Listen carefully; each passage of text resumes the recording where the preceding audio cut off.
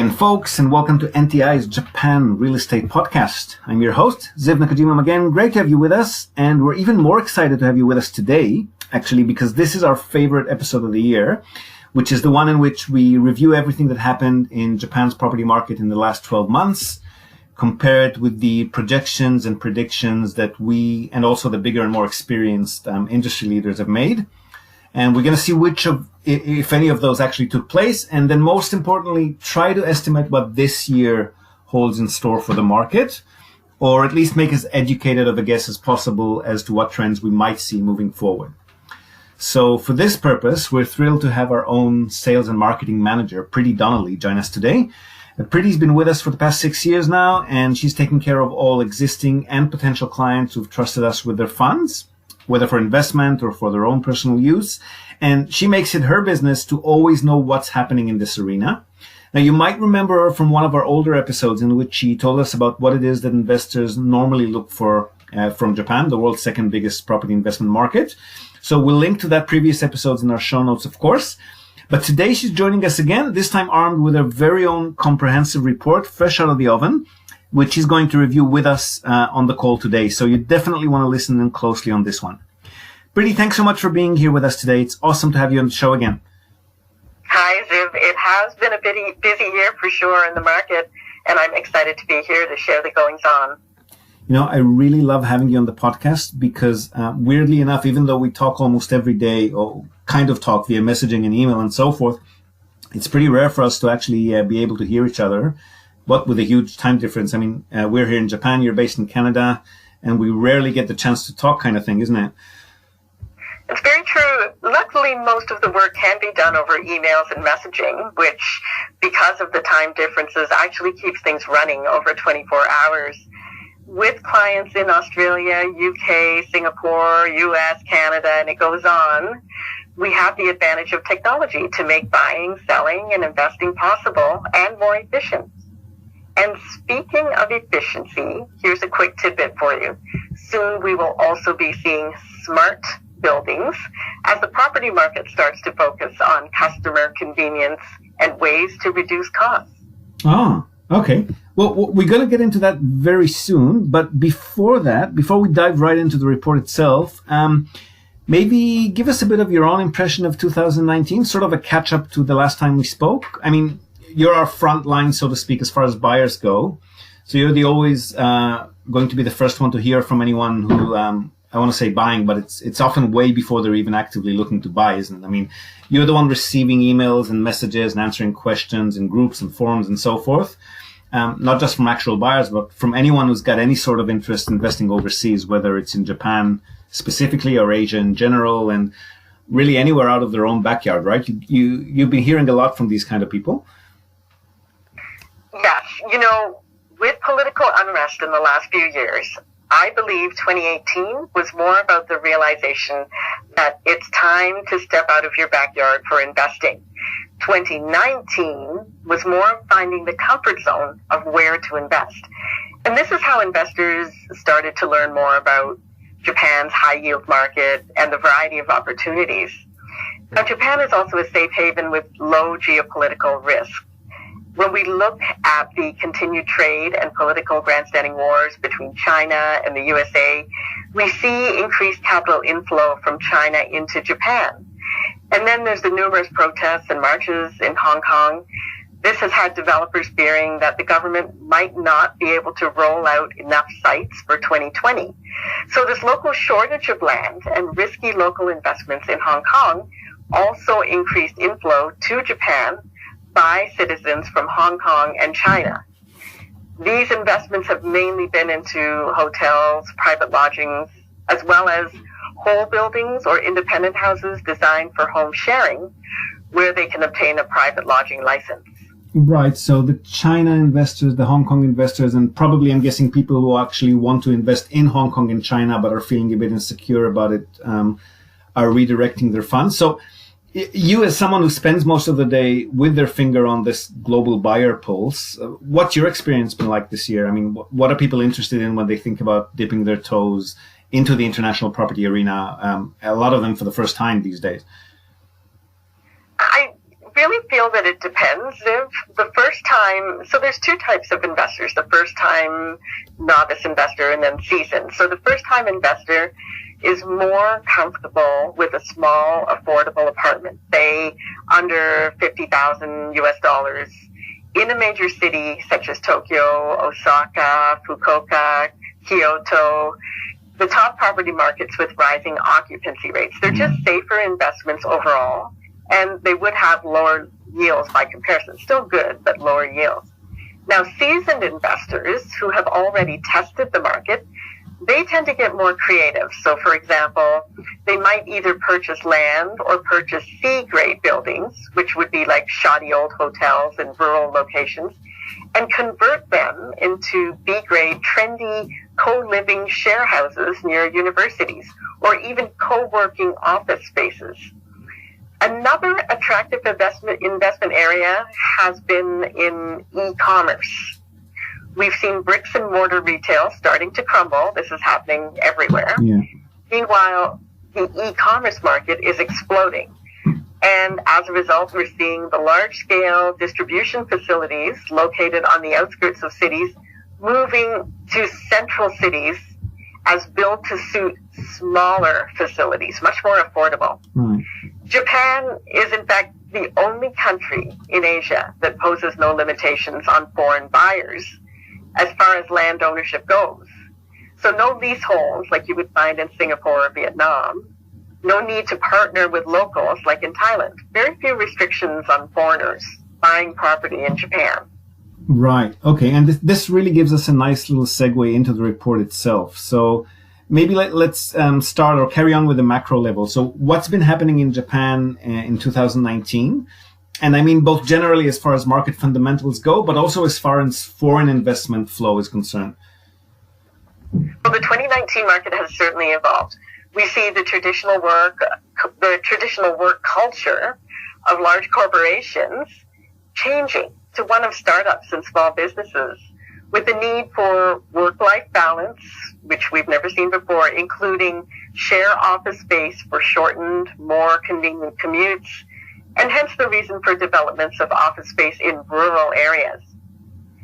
But the grand-scale tourism push as Tokyo hosts the Summer Olympics, now that's the big one. Right. This is what is impacting the hotel sector. The government intends on generating tourism and convention revenue from hotels and meeting spaces to boost visitors to 60 million annual visitors by 2030. Yeah. Hotel occupancy has been at 80% on average in 2019 in Tokyo, Osaka, and Kyoto. There is also interest in onsen and ryokan properties, which are natural hot spring resorts. And these are undervalued after experiencing recession and mismanagement. These have become hot investment targets for personal use seasonally, and then as a resort villa the rest of the year. And another point of interest that I wanted to mention for this sector is that the government is planning to invest in casinos Yes. for gaming revenue. This has the potential to become Asia's second largest gambling market after Macau. So part of the reason commercial development, ski resorts, and golf courses are also doing so well is that Japan's land prices rose for the second straight year, with the increase spreading beyond your typical big cities. So to give you an idea, while the average yield for ski resorts has been around 5%, in Niseko, properties have reached yields of 7% at times. So this is in Niseko. And those who prefer to hibernate in the winter, it's not for everyone, they'll be interested to know that Olympic golf at the Tokyo Games in 2020 is attracting investment. So yeah, the resort market is really doing well.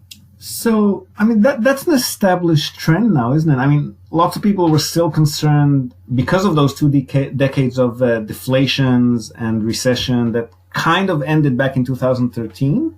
And we have had some pull and jerk cycles since then. So prices have gone up, but only in major cities. And then they flattened out a bit again. Then a couple of cities went up and then they stalled again. But Now it's definitely a thing, isn't it? I mean, prices are going up not just in Tokyo and Osaka, but nationwide. I mean, which are the best performers of the cities? Which are the most exciting ones to look into? I would say Nagoya, one of Japan's main industrial and commercial metropolitan centers. Firstly, it's conveniently located between Tokyo and Osaka, and soon to be the beneficiary of the newest and fastest bullet train from Tokyo, the bullet train line. It has performed well with 75% occupancies for office properties. And get this, even more impressive is the grade A office space at a historical high occupancy of 99.4%. Oh, wow. Yeah. A new supply of commercial properties is expected to hit the market in 2020. And this will make it easier for tenants to secure space in the office sector. But really, with the bullet trains opening in 2027 to connect Tokyo with Nagoya and Osaka in 40 minutes and 67 minutes respectively, this city is the one to watch. Mm-hmm. Now, Osaka, Nagoya, Fukuoka, they were previously considered second-tier markets, meaning they provided higher yields but lower liquidity and relatively a small selection of deals. Right. These cities now have established themselves as extremely viable markets in both the residential and commercial sectors. Nagoya and Fukuoka offer yields generally higher by at least 1 to 2% when compared with Tokyo, Yokohama, and Osaka. So, an ideal choice even for the most risk-averse investor. Okay, so that all sounds super positive. Any flies in the ointment? I mean, we keep seeing some pretty grim numbers as far as population and the workforce goes. Is that still a concern? Any other challenges the market here is facing? Well, it's no secret that Japan has one of the worst demographic outlooks of any nation in the world, with its aging and declining population. The aging population, however, has opened up a need for nursing homes, day-to-day care, long-term accommodation services.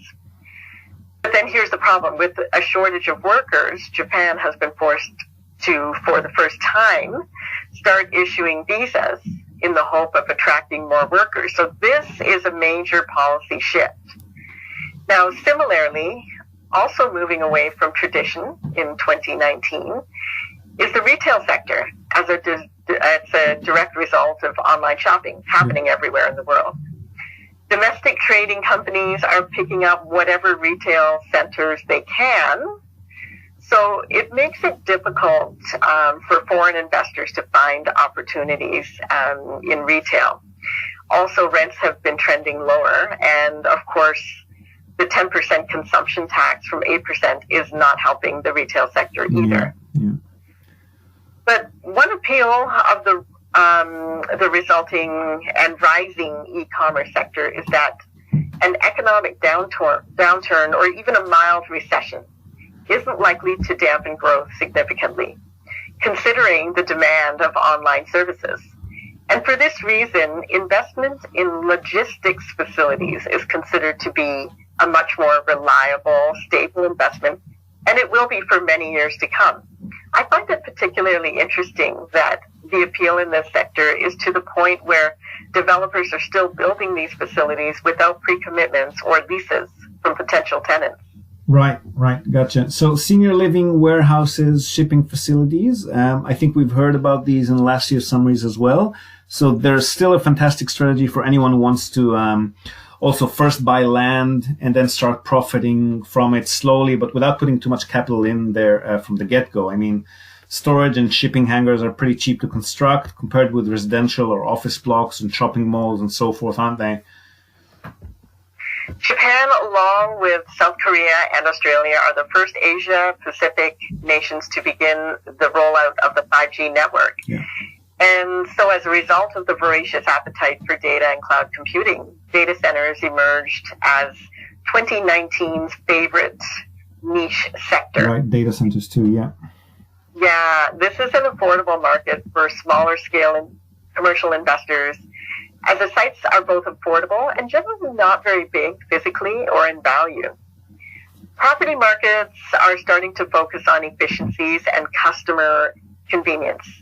Efficient, smart buildings, as I alluded to earlier, will reduce costs and collect occupancy-related data. So we're going to see a lot more of this. Under this concept, retail landlords will have the ability to use customer loyalty apps, which can be used for parking, ordering food, while larger office investors in the region are experimenting with apps to allow tenants to book facilities and services. There will be apps to control air conditioning, heating, lighting, security, building performance, and eventually transmit data required for efficient processing of traffic, waste, water, power. Stay tuned. I will have some updates on this. Okay, and then what about the other big trends from last year? So logistics, definitely still a hot sector. How about shared offices? I mean, everyone was hailing that as the next big thing last year. There is, yep, still definitely still demand in these sectors. But following the WeWork failed IPO and then subsequent sale, people are more careful as far as choosing the right operators for those projects. We're in touch with some good operators and hope to get some more projects off the ground this year if we can. Good stuff. So is there anything, aside from the demographics, which we've already mentioned, anything stopping Japan from continuing to gain traction, just continuing to be a top investment destination this year too? As popular as the market is with affordable prices and attractive yield, the drawback is the language barrier. Contracts and documents such as rental data are still only in Japanese. And for this reason, the way investors access this market is, if you don't know Japanese, is through the services of buyer's agencies and proxy portfolio managers like us, English speaking, and able to communicate in Japanese to realtors, lawyers, and professional staff on behalf of our clients. A couple of things I want to emphasize. One, there are very few restrictions on foreigners buying property in Japan. And two, the business environment is fully documented, legal recourse entrenched, and those remain some of the most attractive features of the market.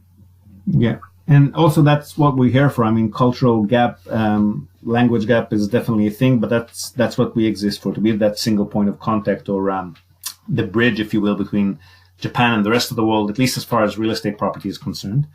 All right. Well, thanks so much for joining us today, Priti. Absolute pleasure as always. Thank you so much for having me, Ziv. And folks, we're going to link to Priti's annual report in this episode's show notes as well. Of course, there's much, much more in there than we've covered here. So be sure to go have a read of that one. And do feel free to contact Priti or myself with any questions you might have. We would love to get your comments or opinions as well, either directly via email or message, or just in the comment section or wherever you might have found this podcast. We would love it if you could take a moment of your time and leave us a star rating, even better, worded review on the iTunes store, if that's where you're tuning in from. And we hope to have you with us next time. And until then, from Priti in Canada and myself here in Japan, we wish you a profitable and prosperous year of investment, if that's your thing, or a year of finding the perfect holiday home, or even a place to live. Hope to have you with us again next time, or as we say in Japanese, yoroshiku.